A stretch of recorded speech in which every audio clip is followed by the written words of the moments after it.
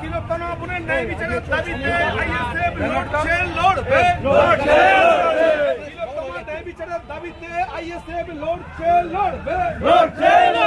দেখা যায় যে কোনো মিছিলে সেনাপতিকে আগে দেখা যায়, আপনাকে দেখা যাচ্ছে পিছনে, কি বলবেন?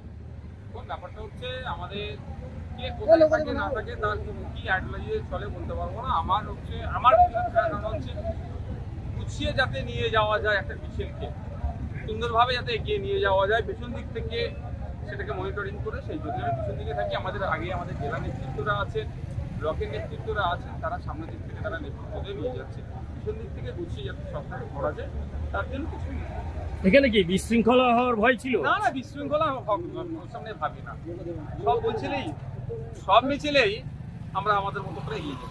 আজকের এই মিছিল থেকে কি কিসের উপরে প্রতিবাদ জানাবেন? দেখুন, আরজিকর কাণ্ডের আপনারা জানেন যে আমার তিলোত্তমার বোনকে যেভাবে নৃশংসভাবে খুন করে ধর্ষণ করা হচ্ছে, তার বিচারের দাবিতে আজকে আমাদের রাজপথে ক্যানিংয়ে আমরা নেমেছি, প্রতিবাদ মিছিল করছি, বিভিন্ন জায়গায় করছি, আজকে ক্যানিংয়ে করছি।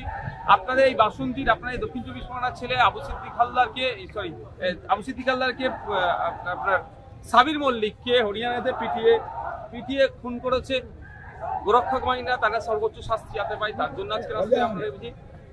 আবু সিদ্দিক হালদারকে পুলিশ কাস্টডিতে অত্যাচারের ফলে তার মৃত্যু হয়েছে, অভিযোগ আমরা তুলে হামলাও করেছি, দ্রুত যাতে শাস্তি পাই তার জন্য, এবং ওই পুলিশ প্রশাসনকে সাসপেন্ড করতে হবে তার জন্য আমরা রাস্তায় নেমেছি। মহারাষ্ট্রে সোমনাথ দেবনাথ বাবুকে গলা কেটে হত্যা করেছে সিনিয়র পরিযায়ী শ্রমিক, তা কেন হত্যা করা হলো, তার হত্যাকারীদের সর্বোচ্চ শাস্তির জন্য আমরা রাস্তায় নেমেছি। এবং যেভাবে বিভিন্ন রাজ্যে বাঙালি শ্রমিকদের ওপরে আক্রমণ নেমে আসছে, আক্রমণ বন্ধ হওয়া দরকার, সেই জন্য রাস্তায় আমরা নেমেছি।